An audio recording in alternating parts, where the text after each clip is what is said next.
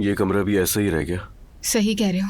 इस वक्त तो ऐसा लग रहा है कि हम कुछ करेंगे वो खराब कर देंगे, वो करेंगे हम खराब कर देंगे। इंशाल्लाह बच्चों के स्कूल जाने से पहले ये कमरा तैयार हो जाएगा। अरे ऐसी बातें मत करो यार। तुम शाम से उदास लग रहे हो, सब खैरियत तो है ना? हाँ, मुझे क्या हुआ, सब ठीक है मेरी जान।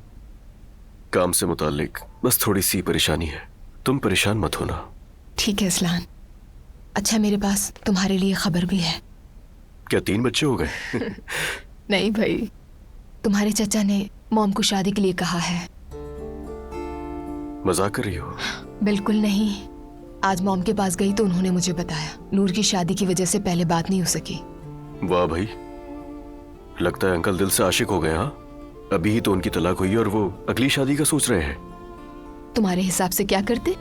मसलन थोड़ा घूमते फिरते मजे करते और क्या।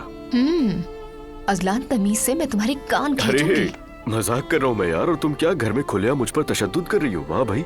बिल्कुल, बस देखते जाओ, अभी तो शुरुआत है। देखते हैं।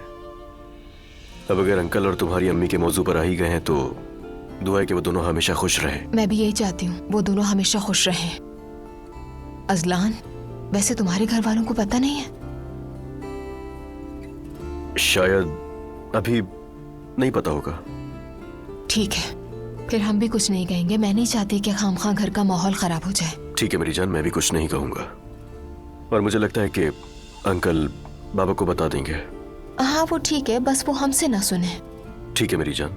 वैसे एक बात कहूं मैं, ये हम खुद पेंट करेंगे।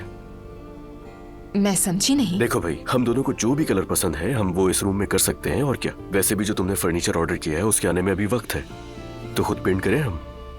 लगता है वॉलपेपर्स वाले मामले के बाद तुम में हौसला आ गया है। पेंट करने की बात कर रहे हो? पता भी है कितनी मेहनत लगती है उसमें। मेरी जान, अभी तुम्हें पता ही क्या है, ऐसा कोई काम नहीं है जो मुझसे ना हो। शाबाश।